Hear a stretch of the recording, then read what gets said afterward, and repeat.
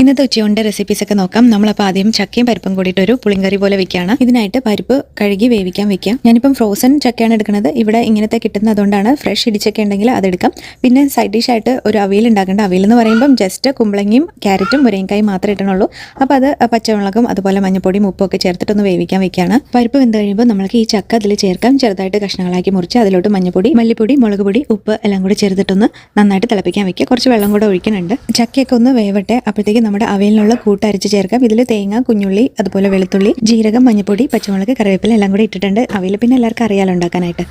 പിന്നെ ഇവിടെ ചക്ക വെന്തതിന് ശേഷം പുളി ഒഴിക്കുന്നുണ്ട്. അത് നന്നായി തിളച്ചതിന് ശേഷം അരപ്പും ചേർക്കുകയാണ്. തേങ്ങയും ജീരകം കൂടിയിട്ടാണ് ഈ അരപ്പിൽ ചേർത്തിരിക്കുന്നത്. തിളച്ച് വന്നു കഴിയുമ്പം കടുക് താളിച്ച് കൂട്ടുക. വെളുത്തുള്ളിയും കുഞ്ഞുള്ളി ഉണ്ടെങ്കിൽ ചേർക്കാം. ഞാനിപ്പം കുഞ്ഞുള്ളി ഇല്ലാത്തതുകൊണ്ട് വെളുത്തുള്ളി മാത്രമേ ചേർത്തിട്ടുള്ളൂ.